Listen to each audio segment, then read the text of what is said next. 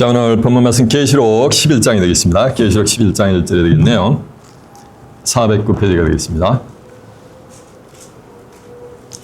계시록 11장 1절입니다. Today's Bible verse, Revelation chapter 11, verse 1 through 6. 오늘의 본문 말씀 계시록 11장 1절입니다. 찾으신 줄 알고 제가 봉독합니다. 또 내게 지팡이 같은 갈대를 주며 말하기를 일어나서 하나님의 성전과 제단과 그 안에서 경배하는 자들은 청량하되 성전 방마당은 청량하지 말고 그냥 두라. 이것을 이방인에게 주었은즉 저희가 거룩한 성을 42달 동안 짓밟으리라. 내가 나의 두 증인에게 권세를 주리니 저희가 굵은 벼슬 입고 1260일을 예언하리라. 이는 이 땅에 주 앞에 섰는 두 감람나무와 두 촛대니 만일 누구든지 저희를 해하고자 한즉 저희 입에서 불이 나서 그 원수를 소멸할지니 누구든지 해하려면 반드시 이와 같이 죽음을 당하리라.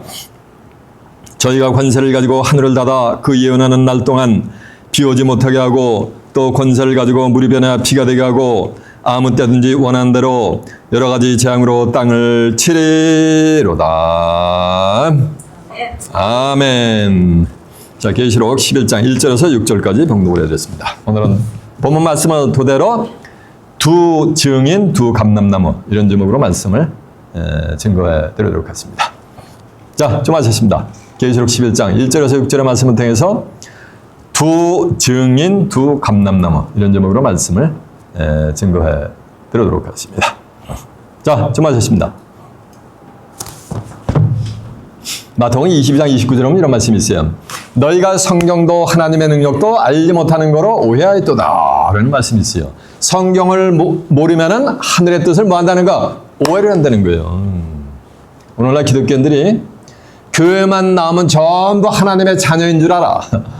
그게 뭐라는 말씀이야? 그게 오해라는 거예요. 왜 오해가 생기는 거야? 성경을 모르기 때문에 오해가 생기는 거예요. 교회만 나온다고 신앙생활을 영위한다고 다 하나님의 자녀가 아니에요. 성경적으로 보면 교회를 나오면서 신앙생활을 영위하는 사람들을 세 가지 부류로다가 분류를 할 수 있어요. 그 첫 번째는 뭐냐면은 하나님의 자녀가 있어요. 첫째는 누구의 자녀? 하나님의 자녀요. 또 같이 신앙생활을 하는데 어떤 사람은 하나님의 자녀가 되고 두 번째는 어떤 사람은 신앙생활을 영위하는데 마귀의 자녀가 있어요. 어디에? 교회 안에, 교회 안에. 그리고 세 번째는 뭐냐면 종의 자녀가 있어요. 첫 번째 하나님의 자녀는 하나님의 진리의 말씀으로 거룩하게 된 뭐인가? 거룩한 한월 성도가 된 자들이요. 이들이 하나님의 자녀요. 요한복음 17장 17절에 보면 아버지여 저희를 진리로 거룩하게 앞서서 아버지의 말씀은 진리니이다 했잖아요. 하나님의 말씀으로 거룩한 말씀으로 말이니까 거룩하게 된 성도들이 하나님의 자녀예요. 그리고 두 번째는 마귀의 자녀가 있어요. 아니 목사님 뭐 신앙생활을 영위하는데 무슨 마귀의 자녀도 소용이 없어요.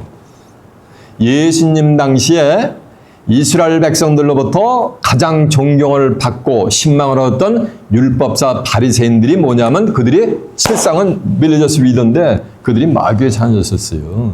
하나님의 자녀가 아니고. 마태복음 23장 32절에 보면 뱀들아 독사의 새끼들아 너희가 어떻게 지옥의 판결을 많이가 피하겠느냐 했거든요.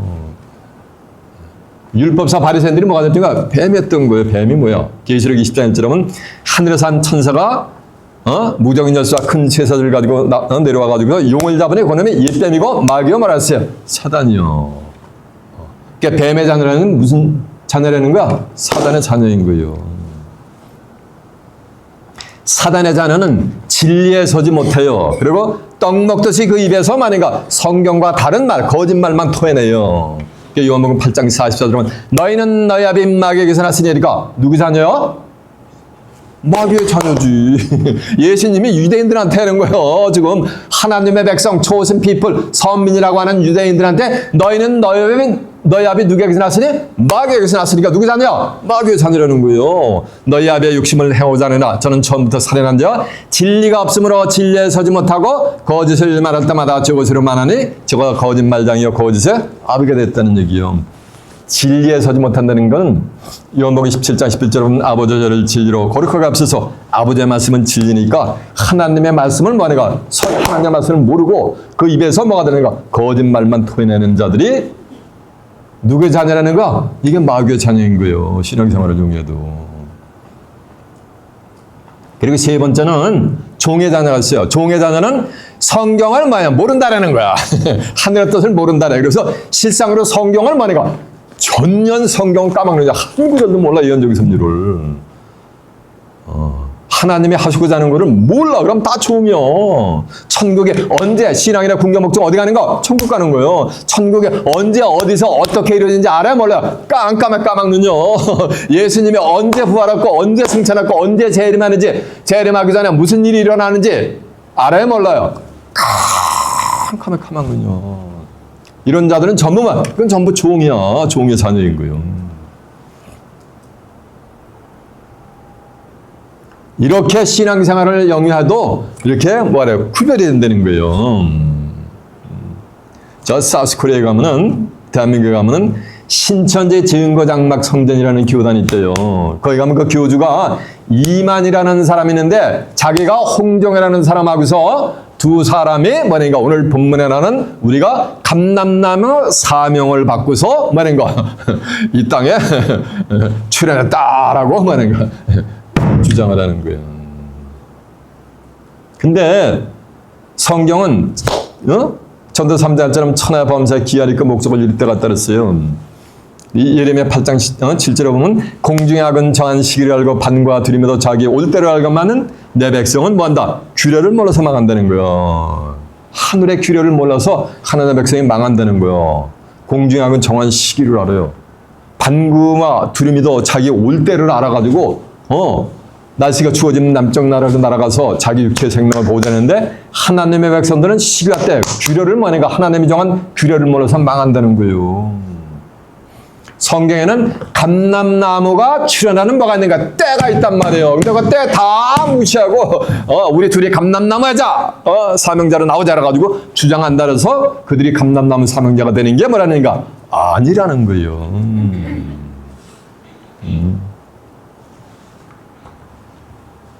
성경에 보면은 감람나무 사명자는 여섯째 나팔 두째 화 때 출현을 하게 돼 있어요. 근데 종들은 여섯째 나팔 두째 화가 뭔지 알아요? 몰라요? 캄캄한 무슨 소식이요. 하나님의 자녀들만 알게 됐어요. 마태복음 24장 21절에 보면 예수님이 창세 이후 전무후무한 환란이 이 땅에 도래될 것을 예언을 해 놓습니다. 다니엘 12장 1절에 보면 개국 이래로 없었던 환란의 시대가 도래될 거예요. 개국이라는 말씀은 인간 나라가 열린 이후로 없는 엄청난 환란의 시대가 온단 말이에요.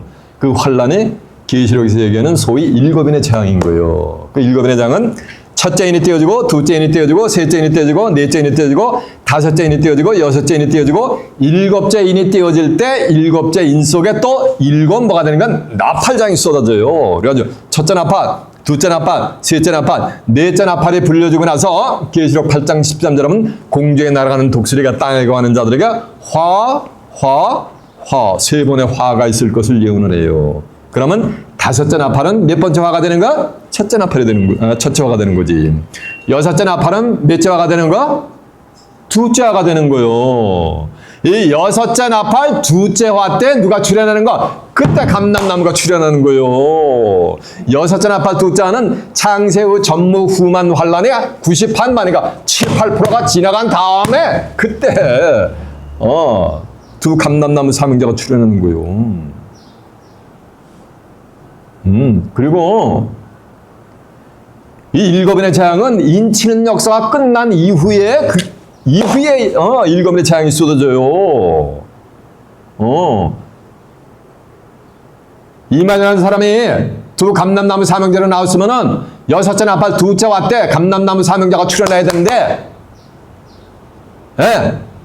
첫째 인부터 여섯째 나팔까지 심판이 뭐가 되는가? 끝나야 감람나무 사명자가 출현하는데 인치는 역사가 끝나지 않고서는 첫째 인도 띄어지지가 않아요. 근데 한 10수년 전에 본 여기도 이따가 여기 뉴욕 뉴저지도 있다가 14만 4천 인치인데 가서 법다리 싸들고 애들 학업 다 중단하고 한국으로 기어 들어갔단 말이에요. 왜? 14만 4천 인침 받는다고. 그게 순서가 맞아요? 안 맞아요? 이 동네에서 뒤죽박죽이래.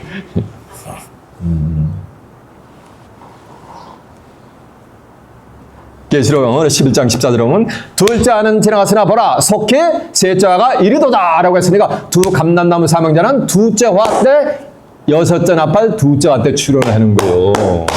그리고 교단의 정식 명칭이 대한예수교 장로의 신천지 증거장막 성전이요. 이만희 교주가 있는 그 교단의 공식 명칭이. 근데 증거장막 성전도 아무 때나 열리는 게 아니요.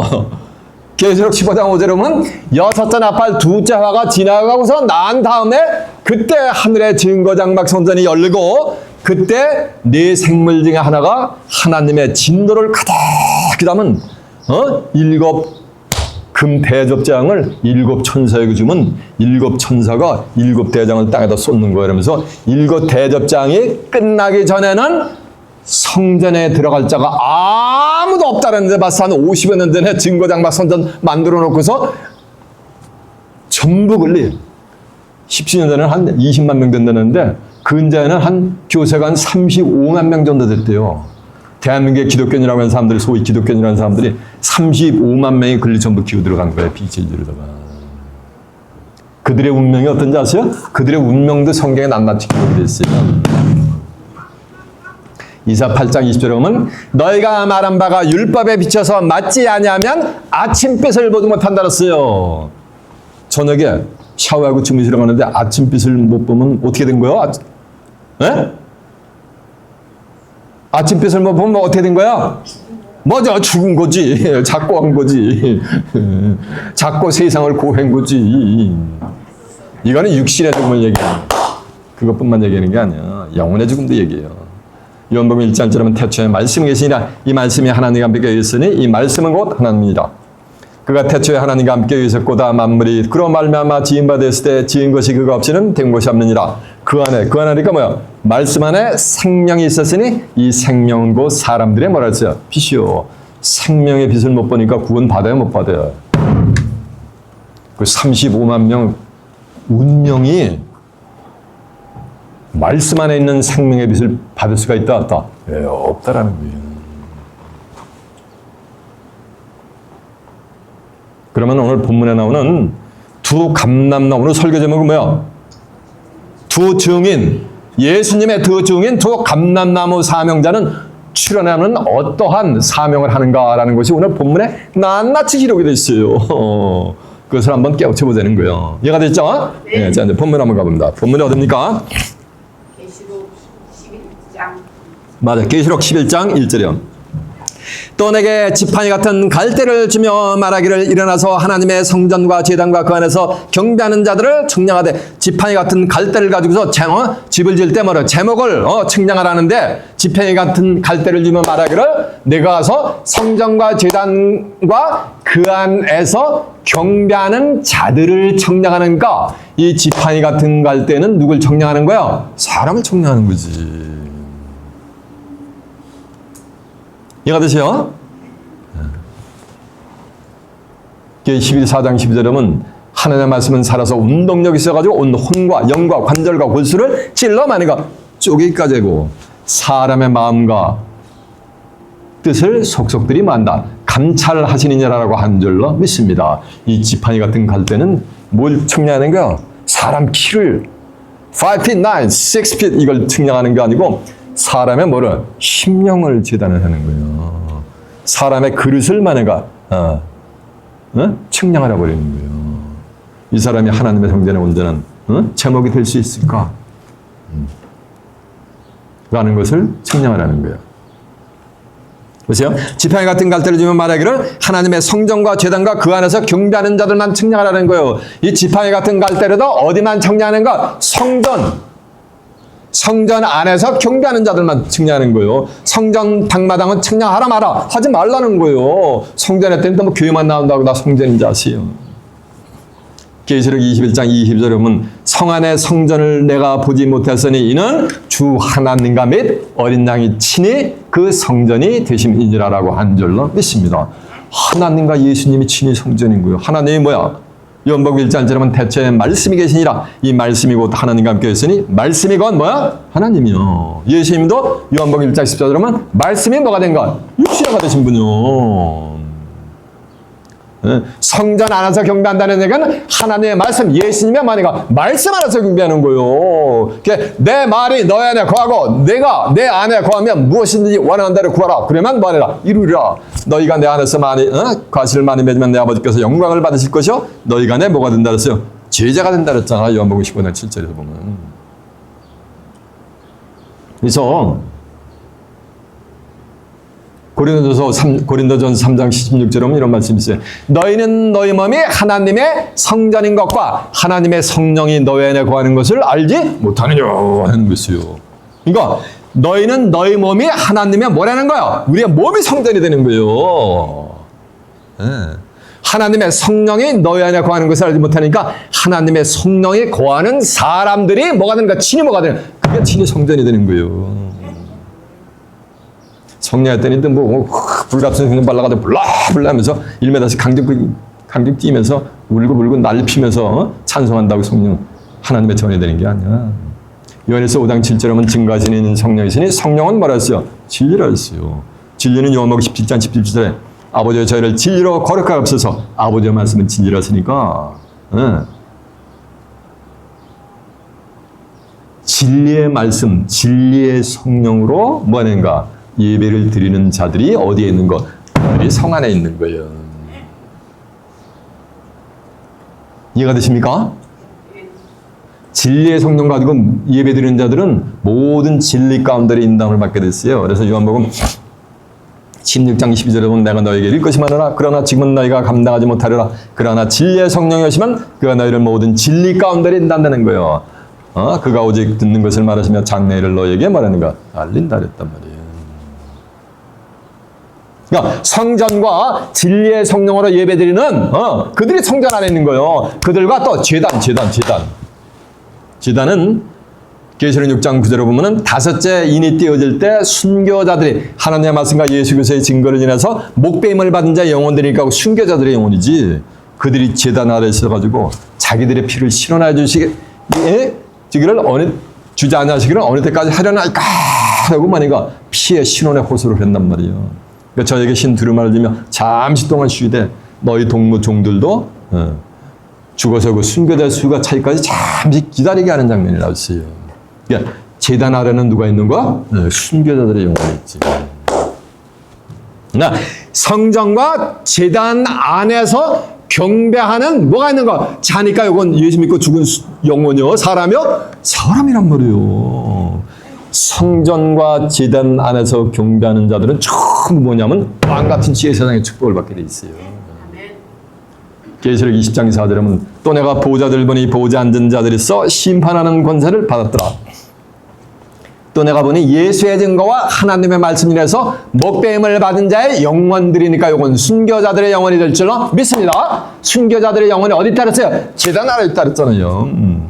또 짐승과 우상에게 경배하지도 아니하고 이마 손에 표를 받지도 아니한 자들이 살아서 그리스도로 더불어 7년 동안 왕노릇하니 그 나머지 죽은 자들은 천년의 차까지 살지 못하더라. 이는 첫째 부활이라. 이 첫째 부활에 참여하는 자들은 복이 있고 거룩하도다. 둘째 사망이 그들을 다스리는 권세가 없고 도리어 그들이 하나님과 그리스도의 제사장이 되어 7년 동안 왕노릇하리로다 라고 한 줄로 믿습니다. 이 말씀은 성전 안에서 경배하는 자들은 전부 무슨 축복을 받냐면 왕같은 제사장의 축복을 받아요. 지팡이 같은 갈 때는 이 사람이 왕같은 제사장의 축복을 받을 수 있는 자인가 아닌가를 신앙을 측정하려고 심령을 측정하려고 그릇을 측정하려는 거예요. 그 왕같은 제사장의 축복을 받을 자들만 지팡이 같은 갈대를 청량하고 그 외에는 청량조차 하지 말라고 하나님이 명령을 했어요. 그것이 오늘 본문에서 이제 본문 한번 가보세요. 계시록 11장 1절. 또 내게 지팡이 같은 갈대를 주며 말하기를 일어나서 하나님의 성전과 제단과 그 안에서 경배하는 자들은 청량하되 성전 방마당은 청량하지 말라라고 했단 말이에요. 자 보세요. 계시록 16장 7절에 보면은 제단이 말하기를 그러하다. 그러니까 제단이 어떻게 그러하다 그 말을 합니까? 월터가 전능하신 주 하나님이여 이렇게 심판하시는 것이 뭐니까 참되고 의로우시도다라고 한 줄로 믿습니다. 그래서 진리의 성령으로 예배하는 자들과 순교자들의 영혼만 뭐가 되는가? 지팡이 같은 갈대를 가지고 측량을 받는 거예요. 그래가지고 왕 같은 제사장의 축복을 받고 그 나머지는 뭐가 되는 거야? 전부 청량 대상에서 제후가 돼요. 그들은 다 성 밖에 있는 거예요. 성전 방마당은 청량하지 말라는 거야. 말라라고 하는 거예요. 계시록 22장 14절에 보면 이런 말씀이 있어요. 15절에 보면 개들과 술각들과 행음자들과 살인자들과 우상숭배자들과 및 거짓말을 좋아하며 취하는 자마다 어디 있으라? 성 밖에 있다 그랬단 말이에요. 그런 자들은 측량할 가치가 있다 없다? 없다라는 거예요. 성전 방마당은 청량하지 말고 그냥 두라. 이것을 이방인에게 주었은즉 저희가 거룩한 성을 42달 동안 짓밟으리라. 그러니까 성전 방마당에 있는 자들은 이방인에게 뭐 하는 거야? 전부 다 짓밟히게 돼 있어요. 얼마 동안? 42달 동안 짓밟히는데 계시록 13장 5절에 보면은 바다에서 올라오는 7마리 10벌 짐승에게 하나님의 만이가 합법적으로 42달 일할 권세를 줘가지고 그들이 온 천하를, 온 세상을, 백성, 나라, 방언, 임금들을 온 세상을 전부 다스려요. 8절에 보면은 창세 후 생명책에 농명되지 못하고 이 땅에 사는 자들은 전부 뭐냐면 그 짐승 7마리 10뿔 짐승에게 전부 경배하게 돼 있어요. 7마리 10뿔 짐승이 42달 동안 세상을 짓밟는 거나 이방인이 42달 동안 성전 밤마당을 짓밟는 거나 같은 말씀이 되게 될 줄로 믿습니다. 그리고 이방인은 7마리 뭐인가 10뿔 짐승을 지금 비유해서 이렇게 설명하고 있는 거예요. 그래가지고 하나님으로부터 합법적으로 권세를 받아가지고 온 천하를 42달 동안 뭐냐면 지배를 하게 돼 있어요. 성도들하고 싸워도 성도들도 그들에게 져요. 7마리 10뿔 짐승에게. 그래서 다니엘도 비전으로 그걸 봐봤어요. 네?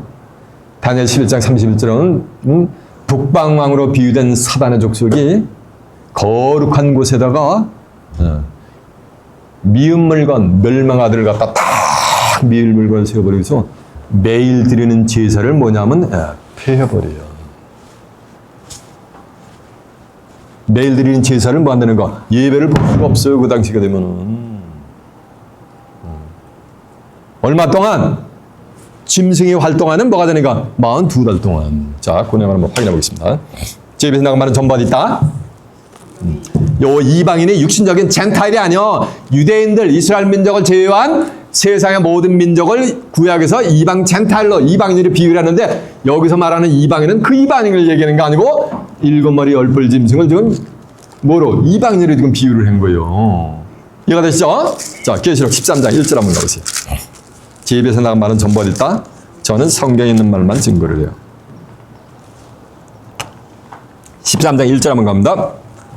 또 내가 보니 바다에서 한 짐승이 나오는데 뿔이 열이요 머리가 7이라. 그러니까 7마리 10뿔 짐승이지. 그 뿔에는 10멜리가 있고 그 머리들에는 참남된 이름들이 가득하고 내가 본 짐승은 표범과 비슷하고 그 발은 곰의 발 같고 그 입은 사자 입 같은데 용이 자기의 능력과 보좌와 권세를 다 그에게 다. 용이 뭐야? 요게 마귀 새끼란 말이야. 마귀 새끼가 자기가 갖는 권세를 전부요 7마리 10뿔 짐승에게 권세를 다 줘버리는 거예요. 용도 권세를, 용이 가진 권세를 다 줘버리고 하나님도 뭐인가? 그가 세상을 지배하고 권세를 주어 하나님으로부터 합법적으로 권세를 받아요. 5절 한번 가보세요.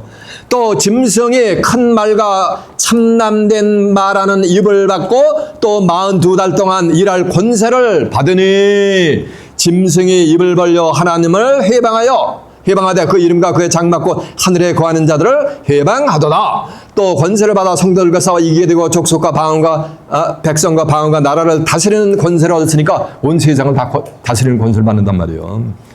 죽음을 당한 어린 양의 생명책에 창세 이후 농명되지 못하고 이 땅에 사는 자들은 다 짐승에게 말이라 경배하리라. 다 짐승에게 경배하리라 하면 경배하는 거요.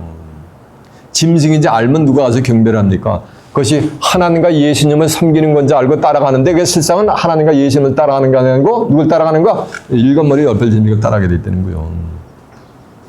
그러면서 하는 말씀이 귀 있는 자는 들으라 이거요. 귀 있는 자만. 자, 다니엘서 11장 한번 가보세요. 다니엘서 11장 31절이 몇 편이냐면요. 1253페이지가 되겠네요.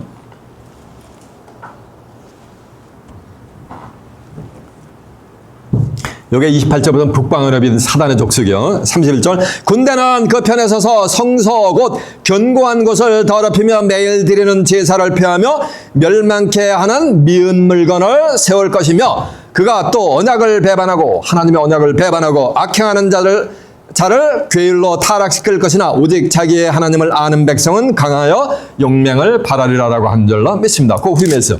다니엘 12장 11절 한번 가보세요. 10절부터 많은 사람의 연단을 받아 스스로 정결케 할 것이냐 악한 자는 악을 행하려니 악한 자는 아무도 깨닫지 못하되 지혜 있는 자는 오직 지혜 있는 자는 깨달으리라. 매일 드리는 제사를 폐하며 멸망케 할 미은 물건을 세운 때부터 1290일을 지낼 것이요 기다려서 1335일까지 이르는 사람은 복이 있도다. 다니엘아 너는 가서 마지막을 기다리라. 내가 편안히 쉬다가 마지막 날에는 네 업을 누릴 것이니라라고 한 줄로 믿습니다. 내가 됐죠? 철지만세에서 이방인의 42달 동안 집받는 건 요 멸망의 아들이 42달 동안 출현해가지고서 온 세상을 많은 걸 전부 뭐가는 거 지배를 하는 거예요. 계시록 17장 11절은 하나님의 말씀이 응하기까지 이 사단의 권세를 행하는 거예요. 비유적으로 하면 춘향전에서 변사또가 춘향이 고롭히는 그 역할 누가 만드는 거야? 그 작가가 만드는 것 같이 하나님이 이렇게 만드는 거요. 왜? 하늘의 뜻이 뭐인가? 응하기까지. 이해가 됐죠? 자, 이제 본문 다시 한번 가면 3절. 내가 나의 두 증인에게 권세를 주니 내가 나의 두 증인이니까 이 두 증인은 예수님의 증인이 될 줄로 믿습니다. 이 두 감람나무 사명자는 그 4절 보면 이는 이 땅에 주 앞에 섰는 두 감람나무와 두 촛대란 말이에요. 그러니까 나의 두 증인, 예수님의 두 증인은 두 감람나무 사명자란 말이에요. 근데 이들은 예수님의 증인이란 말이에요. 두 감람나무 사명자는 예수님을 증인의 역할을 하는 거예요. 사명 자체가. 근데 신천지 증거장 막선전 이만이라는 자는 자기가 또 이 땅에 재림한 뭐예요? 재림주례. 두 감람나무 사명자는 예수님의 뭐가 되는가? 증인의 역할을 하는 거예요. 이해가 되십니까? 내가 나의 두 증인에게 권세를 주리니 짐승의 시대에 받는 권세니까 이거 어마청청한 권세죠. 저희가 굵은 베옷을 입고 1260일을 예언하리라. 굵은 베옷을 입었다는 얘기 잡으세요. 초상집에 가면 굵은 베옷 입잖아요. 심판의 사명, 죽이는 사명을 하니까 아주 굵은 베옷을 입고서 아예 등단을 하는 거예요. 이 두 감람나무 사명자들은. 성경에서 보면 죽을 운명에 있는 자들은 다 굵은 베옷을 뒤집어 쓰고 해결을 해요. 요나 3장 4절에 보면 요나 선자가 하룻길을 가면서 40일이 지나면 너네가 무너진다! 라고 하니까 왕이 조서를 내려가지고서 온 나라 백성들과 심지어는 짐승까지도 전부 굵은 벼슬 입고 죄를 뒤집어 쓰고 물 한 모금 먹지 않고 금식을 선포해요. 그래가지고 하나님이 뭐니까 느네바 성을 멸하기란 것을 하나님이 웨이브시켜주는 장면이 나와요. 면해주는 장면이.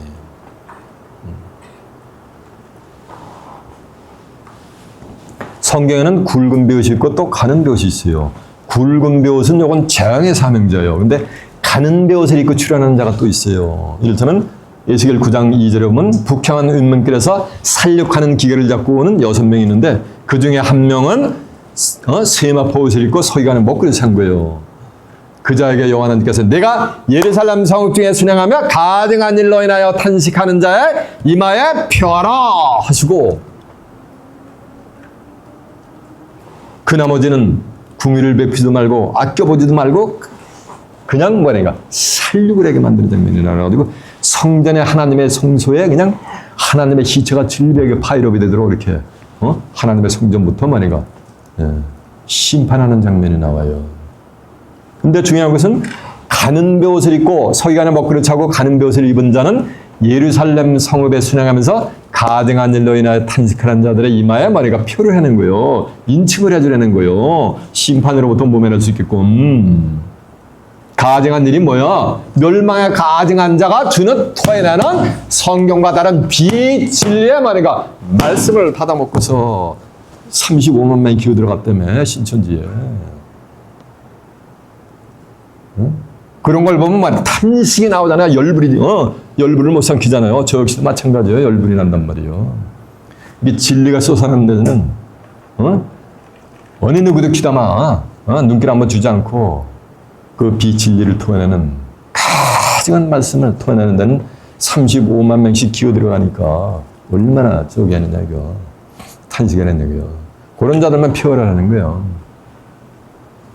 계시록 19장 8절에 7절에서 이어보면은 세상 끝날에 이제 어린 양의 혼인잔치가 이럴 때 어린 양의 아내가 세마포 옷을 입어요. 이 세마포는 성도들의 옳은 행실이니라라고 한 줄로 믿습니다. 성도들의 옳은 행실을 하려면은 말인가 진리리다가 말인가 완전 영적 갑주를 하니까 그 입에는 거짓말이 있어야 돼요? 없어야 돼요? 없죠. 흠이 있어야 돼요? 없어요? 없어요. 결단코 이 가증한 자하고 더럽힐 수가 없어요. 계시록 14장 4절은 이 사람들은 여자로 더불어 더럽히지 않냐고 정절이 있는 자라 어린 양이 어디로 있다든지 따라하는 자면 사람 가운데서 구속을 받아 처음 익은 열매로 하나님과 어린 양에게 속한 자들이니 그 입에는 거짓말이 없고 흠이 없는 자들이더라 라고 한 줄로 믿습니다. 이거 됐죠? 자 이제 본문 다시 한번 갑니다.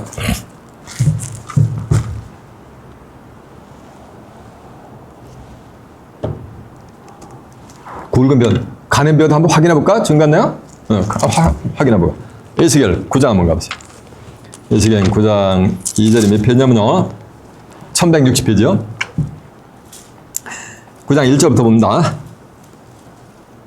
그가 또 큰 소리로 내 귀에 외쳐 가라사대 이 성읍을 관할하는 자들로 각기 살육하는 기계를 손에 들고 나오게 하라 하시더라. 내가 본 적 6사람이 북향한 윤문길로 쫓아오는데 각 사람의 손에 살육하는 기계를 잡았고 심판의 기계 여기에 살육하는 기계를 잡고 그 중에 한 사람은 가는 베옷을 입고 허리에는 서기관의 먹그릇을 찼더라. 그들이 들어와서 놋제단 곁에 서더라. 구르비에 머물렀던 이스라엘 하나님의 영광이 올라 성전 문주방에 이르더니 여호와께서 그 가는 베옷을 입고 서기관의 먹그릇 찬 사람을 불러 이르시되 너는 예루살렘 성읍 중에 순양하며 그 가운데서 행하는 가증한 일로 인하여 탄식하는 자의 이마에 펴하라 하시고 나의 듣는데 또 그 남은 자에게 이르시되 너희는 그 뒤를 쫓아 성읍 중에서 순행하며 아껴보지도 말고 궁유를 베피지도 말고 쳐서 늙은 자와 젊은 자와 처녀와 어린아와 부녀를 다 죽이되 이마에 펴 있는 자에게는 가까이지 하라 말라 하시매 그들이 성전 앞에서 늙은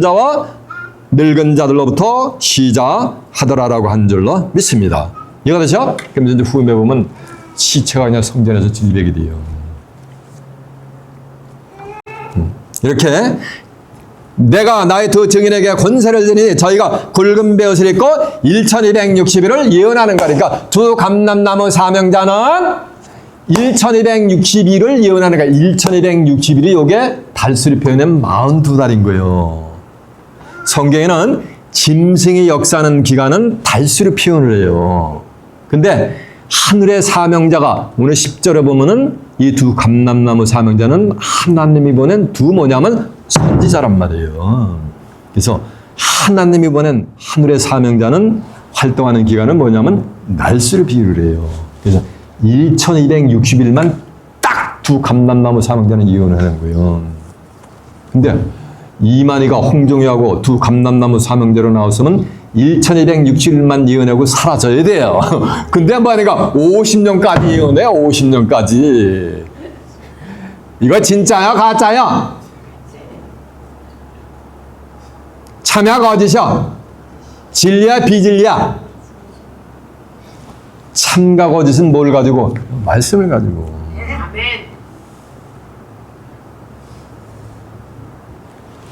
그 35만 명 그 운명 어떻게 할 거야 그거. 자, 계시록 15장 증거한 내용 확인해 받았지. 15장 5절 한번 가보세요. 증거장막 선전이 언제 열리는가? 414페이지요. 또 이후에 내가 보니 하늘의 증거장막 성전이 이때 열리는 거예요. 여섯 장 앞에 두 장 이후에 일곱 장을 가진 일곱 참사가 성전으로부터 나와 밝고 빛난 세마포를 입고 가슴에 검티를 들고 네 생물 중에 하나가 세세에 계신 하나님의 진노를 가득히 담은 금대접의 일곱을 일곱 참사에게 주니 하나님의 영광과 능력을 인하여 성전의 연기가 차게 되며 일곱 천사의 일곱 장이 마치기까지는, 이 말씀은 일곱 대접장이 마치기까지는 성전의 능이 들어갈 자가 있다 없다? 없다라는데 뭐 지금 50년 동안 증거장막 성전에 가서 예를 드리겠냐고요. 이렇게 참과 거짓을, 진리와 비진리를 구별하는 거예요. 성경을 모르니까 참 그런데 비진리에다가 빠져드는 거예요. 여러분들은 그들을 옳은 길로 인도하는 궁창의 별같이 빛나는 존견자들이 되시길 바랍니다. 아멘. 4절 본문 계시록 11장 4절. 이는 이 땅의 주 앞에 섰는 두 감람나무 두 촛대라는 거예요. 그러니까 나의 두 증인은 두 감람나무 두 뭐라니까 촛대라는 거예요. 그래서 오늘 설교 제목이 나의 뭐라니까 설교 제목이 두 증인 두 뭐가 되는 거? 감람나무인 거예요. 보세요. 이 두 증인은 두 감람나무 두 뭐래 촛대랬다는 거예요. 계시록 1장 9절에 보면 사도 요한이가 하나님의 말씀과 예수 그리스도의 증거를 해서 반모라는 섬에 있었던 거예요. 근데 성령의 감동함을 입어가지고 자기들에서 큰 나팔 같은 소리가 나는 거, 너 보는 것을 써서 입에서 서머나 버그마 두아데라 사대 빌라델비아 라오디가 7개 보내라 하식으로 자기에게 말하는 자가 누군가 그 음성을 알아보고 쫙 사도 요한이가 돌이키니까 촛대 사이에 인자 같은 이가 왕래를 하는 거예요. 인자는 예수님이요. 하늘에서 내려온 자 인자 외에는 하늘에 올라간 자가 없느니라 했단 말이야. 요한복음 3장 13절에 보면 마태복음 10장 8절에 보면 인자는 안식일의 주인이라 했잖아요. 근데 인자가 아니고 인자인 예수님이 아니고 인자만이가 같은 이가 있는 거예요. 근데 엄청난 인자 같은 이의 모습이 인자 같은 이의 9가지 모습을 설명해서 17절부터 보면은 너무 엄청나니까 사도 요한이가 무릎을 꿇고 죽은 자 같이 되는 거예요. 그러니까 그 와서 손을 놓고서 두려워 말라. 나는 처음과 나중이라. 내가 산 자라. 내가 전에 죽었었느라. 살았다가 죽은 자는 예수님이잖아요. 근데 인자 같은 이가 그렇게 말을 하는 거예요. 이제 세세토록 살아있어 사망과 음부의 열쇠를 가졌느니 내 본 것과 이제 일과 장차될 일을 기록하라. 내 본 것은 내 오른손의 7별의 별미가 내 오른손의 7별이니까 뭐니까 인자 같은 이 오른손의 7별의 별미가 7 근처더라. 7별은 7개의 사자여 7 근처때는 7 뭐라는가 교회니라. 그러니까 인자 같은 이의 손아귀에 있는 이 7 교회의 사자 중 둘이 뭐가 되는가? 이 촛대의 사명을 하는 거예요. 이해가 되세요? 인자 같은 이 속에서 역사하는 인자 대신 예수님의 역사하는 거예요. 그래서 이 두 감람나무 사명자는 예수님의 말인가? 증인의 삶을 살게 돼 있어요. 재림주로 나타나는 게 아니고 이해가 되십니까?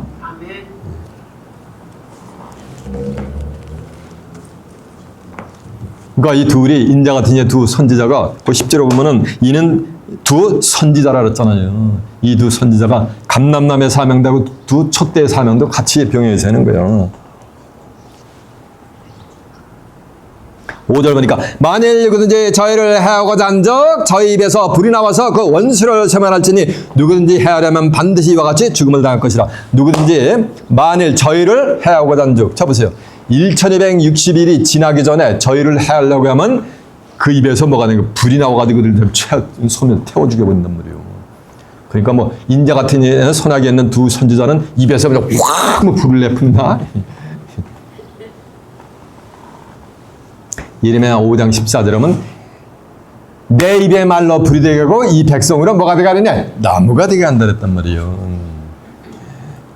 하나님께 범죄한 하나님의 백성들을 나무로 비유했어요. 그 나무를 불로 태워서 심판하는 것을 비유했단 말이에요. 히브리 12장 29절에 보면 하나님은 소멸하는 뭐라 그랬어요? 불이라 했잖아요. 불로 태워 죽인다는 얘기는 자 보세요.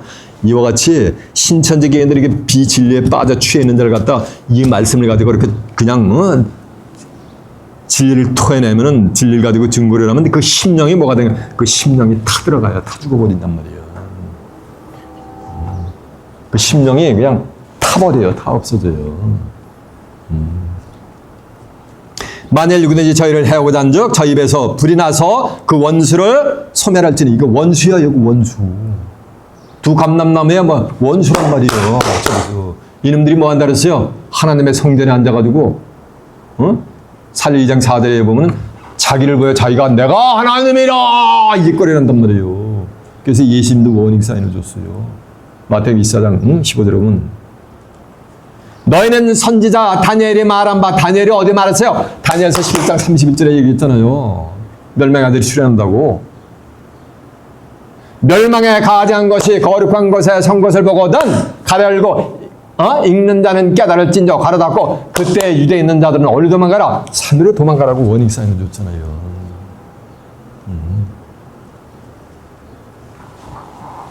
만일 누구든지 저희를 해오고자 한즉 저희 입에서 불이 나서 그 원수를 소멸 태워 죽인단 말이에요. 누군지 해하려면 반드시 이와 같이 죽임을 당한다는 얘기는 이 두 감람나무 사명자는 1260일을 완벽하게 뭐 한다는 거 이혼의 사명을 완수한다는 거예요. 이해가 됐죠? 그러면서 이제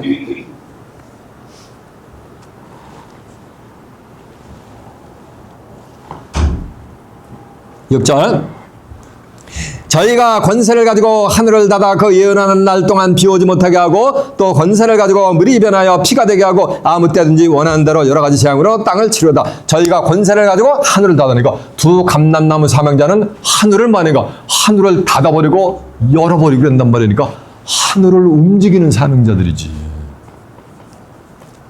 네? 마태복음 16장 13절에 보면 예수님이 가이사랴 빌립보 도에 가서 야 사람들이 인자를 누구라고 하느니까 더러는 세례는 더러는 엘리야 어떤 예레미야 선지자 중에 하나라고 하느니라 하니까는 너희는 나를 누구라고 하느냐 그러니까 주는 그리스도시요 살아계신 하나님의 아들이시니라 그러잖아. 바인의 아들 시몬이 그러니까 내가 내게 천국 여세를 주니 내가 땅에서 매면 하늘에서 매이고 땅에서 풀면 어디서 풀려? 하늘에서. 이게 하늘문을 열고 닫는 거지. 이와 같이 이 두 감람나무 사명자는 하늘을 움직이는 사명자예요. 하늘문을 닫아버리니까 비가 안 오니까 곡식이 다 마니까 다 말라 배틀어 다 죽는 거예요. 비는 육신적인 레인을 얘기하는 게 아니야. 신명기 32장 2절에 보면 날 겨우는 내리는 비요 맺히는 이슬이요 채소밭에 뭐라 그랬어요? 단비요. 하나님의 말씀이 단비요. 히브리 6장 7절에 보면 땅이 자주 내리는 비를 흡수해가지고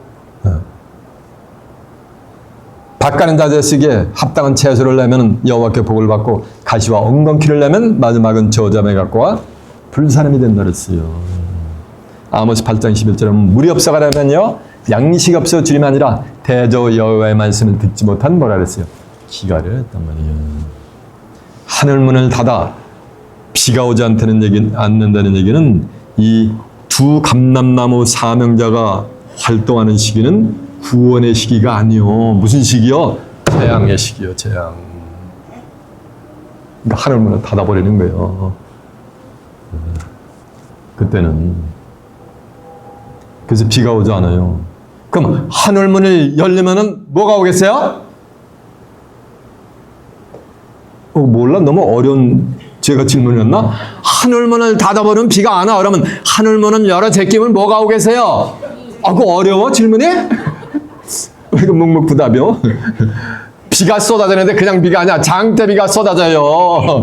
여기 34장 20절은 복된 장마비가 쏟아져요. 하늘문이 열려야. 신명기 32장 21절에 보면은 하나님이 하늘문을 열어제끼면은 때를 따라 비를 내리는데 복된 장마비를 열어줘요. 그래야 내가 하는 모든 일에 다 복이 임하는 거예요. 그래가지고 너는 민족에게 구워줄지라도 너는 꾸이지 않는데 민족을 구워줄 수 있으니까 얼마나 부하냐고. 그리고 위에 있고 머리가 아래에 있지 않고 머리가 되고 막 꼬리가 되잖아요. 지도자가 된다는 게요. 뭘 받을 때? 하늘문이 열릴 때 열린 하늘문을 통해서 내려오는 뭘 받다? 복된 장마비를 받을 때 여러분이 시간 하늘문이 열린 복된 장마비를 시간 받고 계심에 감사하는 여러분 되시길 바랍니다. 그 이유는 뭐냐면 여호와께서 명한 명령을 좌로나 우로나 치우치지 않고 다른 신을 따라가지 않고 오직 뭐만? 하나님, 여호와 하나님만 따라하는 자들에게는 이와 같이 뭐가 하는 것? 복이 임하는 거예요. 이해가 되세요? 복된 뭐가 쏟아지는 거야? 장마비가 쏟아지는 거야. 자, 증거한 내용 뒤에 나가면 다 성경에 있어요. 자, 한번 찾아보세요. 신명기 한번 가보세요.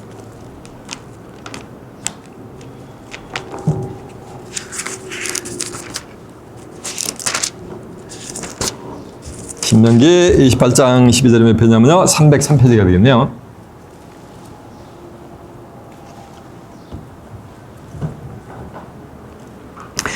여호와께서 너를 위하여 하늘의 아름다운 보고를 열어서 하늘의 아름다운 보고를 열었으니까 하늘문이 열린 거죠. 열어서 네 땅에 때를 따라 비를 내리고 내 손으로 하는 모든 일에 복을 주시니라. 그러니까 하늘문이 열려야 비가 내리게 될 줄로 믿습니다. 네 손으로 하는 모든 일에 복을 주리니 내가 많은 민족에게 구워줄지라도 너는 꾸이지 않는단 말이니까 많은 민족에게 구워줄 수 있으니까 얼마나 많은 재물을 가지고 있느냐는 거예요. 여호와께서 너로 머리가 되고 꼬리가 되지 않게 하시며 위에만 있고 아래에 있지 않게 하시리니 오직 너는 내가 오늘날 내게 명하는 네 하나님 여호와의 명령을 듣고 지켜 행하며 내가 오늘날 너에게 명하는 그 말씀을 떠나 좌로나 우로나 치우치지 아니하고 다른 신을 따라 섬기지 아니하면 이와 같으리라라고 한 줄로 믿습니다. 이해가 됐죠? 그러면서 하는 말씀이 내가 만일 네 하나님 여호와의 말씀을 순종치 아니하며 내가 오늘날 내게 명하는 그 모든 명령과 규례를 행하지 아니하면 그 모든 저주가 내게 임하고 내게 미칠 것이라. 내가 성읍에서도 저주를 받으며 들에서도 저주를 받으며 또 네 광주리와 떡반죽 그릇이 저주를 받을 것이요 네 몸의 소생과 네 토지의 소산과 네 우양의 새끼가 저주를 받을 것이며 내가 들어와도 저주를 받고 나가도 저주를 받는다 이거. 왜? 하나님 말씀을 따라가는 것이 아니고 누가? 요 멸망아들이 주는 일곱 머리 얼굴 짐승이 토해내는 비진리를 따라가면 이렇게 들어가도 나가도 뭐밖에 없다는 거 한마디로 저주밖에 없는 거예요. 이해가 됐죠? 다시 이제 본문 갑니다. 6절. 저희가 복된 장마비 한번 보고 가야지.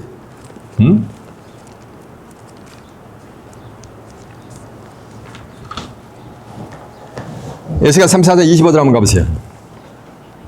1205페이지요. 에스겔 34장 25절부터 봅니다. 내가 또 그들과 화평의 언약을 세우고 악한 짐승을 그 땅에서 그치게 하리니 그들이 빈들에 평안히 거하며 숯불 가운데서 잘지라. 내가 그들에게 복을 내리며 내 산 사면 모든 곳도 복되게 하며 산에 따라 육신적인 마운틴을 얘기하는 게 아니야. 이거 종교단체를 얘기하는 거예요.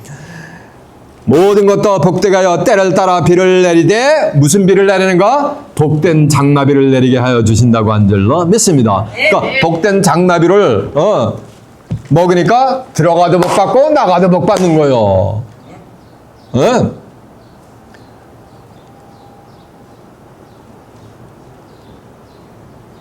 용이 주는 용변 마이가 주는 10월에 물을 먹으면 들어가도 저주받고 나가도 저주받고 떡반죽 그래도 저주받고 몸의 소정 다 몸의 소정 다 저주밖에 없는데 이 복된 장마비를 받으면 들어가고 나가고 어딜 가나 항상 복이 임하는 거예요. 머리가 되고 꼬리가 되지 않고 위에만 있고 아래에 있지 않다는 건 지도자가 된다는 거예요. 이해가 됐죠? 저희가 권세를 가지고 하늘을 닫아 그 예언하는 날 동안 그 예언하는 날 동안이니까 며칠 동안 예언한다 그랬어요? 1260일을 예언한다 그랬잖아요. 그 예언하는 날 동안 비 오지 못하게 하고 권세를 가지고 물이 변하여 피가 되게 하는 거예요. 잡으세요. 물이 변해서 잡으세요. 물은 하나님의 말씀을 상징한다 그랬잖아요. 아모스 8장 11절은 물이 없어가 하나님의 양식이 없어 주님이 아니라 대저 여호와의 말씀을 듣지 못한 기가 되었어요. 연목 4장 14절 보면 내가 주는 물을 먹을 때는 다시 가라니와 내가 내게 주는 물을 먹을 때는 내 속에서 영원토록 솟아나는 뭐가 된다 했어요? 수가 생년에게 샘물이 된다 그랬잖아요. 예수님이. 근데 물이 변해서 뭐가 되는가? 피가 되는 거예요. 계시록 8장 8절에 보면은 두째 천사가 나팔을 불 때 불붙는 큰 산 같은 것이 강에 떨어져 가지고 강 3분의 1이 쓰게 돼 가지고서 강에 사는 생물이 3분의 1이 전부 떼죽음을 당하게 돼 있어요. 그리고 계시록 16장 3절에 보면은 두째 천사가 두째 대접을 갖다가 바다에 쏟으니까 이 바닷물이 뭐가 나면 전부 물어나면 피가 돼. 피를 비워내버려요. 그래가지고 바다에 있는 모든 생물체가 전부 떼죽음을 당해요. 바다에 뜨는 육신적인도 바다를 얘기하는 게 아니고 이 바다는 이 세상을 상징한 거예요. 계시록 17장 15절은 음녀 앉은 물은 열국 백성 무리가 방언이라 했단 말이에요. 그래서 온천한 만백성이 뭐가 되는가? 물이 변해서 피가 돼가지고 핏물을 먹고서 전부 뭐가 되는가? 떼죽음을 당해요. 제 입에서 나간 말은 전부 어디 있다? 이것이 온 세상 사람들의 운명이야. 이제 우리끼리 얘기지만. 자, 계시록 8장 한번 가보세요. 8절 한번 가보세요.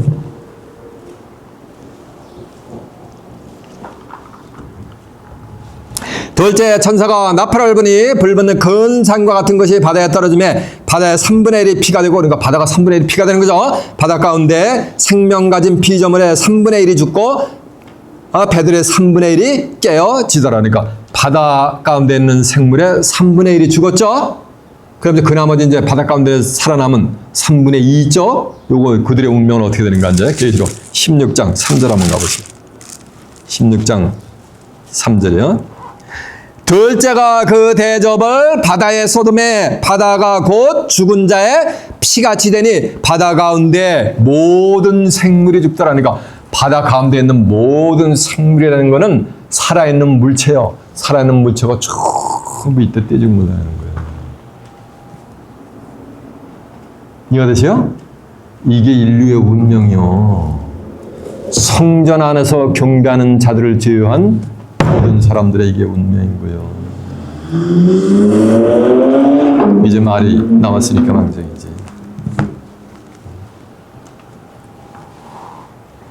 또 권세를 가지고 물을 변하여 피가 되게 하고 아무 때든지 원하는 대로 여러 가지 재앙으로 땅을 말이다 지리로다라고 한절라 매삽니다. 그러니까 이 두 감람나무 사망자는 1260일 동안 이렇게 심판하는 뭐 하는가? 구원의 사명을 하는 게 아니라 심판의 사명을 하는 거예요. 신천지 이만희 목사가 두 감람나무 사명자는 그는 감람나무 사명자는 심판의 사명을 하는 거 구원을 시켜주려고 출연하는 게 아니오. 그러면 그 35만 명은 전부 뭐 받게 돼 있어 이제 운명이? 에? 왜 멸망받는 거야? 왜 멸망받는 거야? 공중의 악은 정한 시기를 알고 반과 두림도 자기 올 때를 알고만 내 백성은 뭐를 모른다 해서 규례를 몰라서 뭐한다 해서 망한다 했잖아요. 하늘이 정한 규례와 예언적인 섭리는 하나님이 이렇게 하겠다고 한 약속 문서가 이 성경에 구약 신약하잖아요. 이렇게 하나님이 하겠다는데 이걸 알아 몰라 모르니까 그 길을 가는 거예요. 다니엘 12장 3절은 많은 사람들을 옳은 대로 인도한 자는 궁창의 별과 같이 영원토록 만다 그랬어요. 빛난다 그랬어요. 여러분 비진리에 빠진 수많은 사람들을 진리의 말씀으로 뭐가 되는가? 추수해서 성 안에서 경배하는 자들로서 성 밖으로 나가면 안 돼요. 진리의 성읍을 떠나면 그 성 밖으로 가는 거예요. 성 안에서 경배하는 자들로서 왕 같은 제사장을 축복을 받아 그리스도와 함께 이 땅에 재림하는 재림주를 살아서 맞이해서 재림주로부터 영접을 받고 그리스도와 함께 1000년 동안 왕노릇하고 다가오는 새하늘에서 땅을 살아서 욕받아 그곳에서 하나님과 예수 그리스도와 함께 영생 복락을 이루는 귀한 축복이 임하시길 예수님의 이름으로 축원합니다. 네. 말씀 마치겠습니다.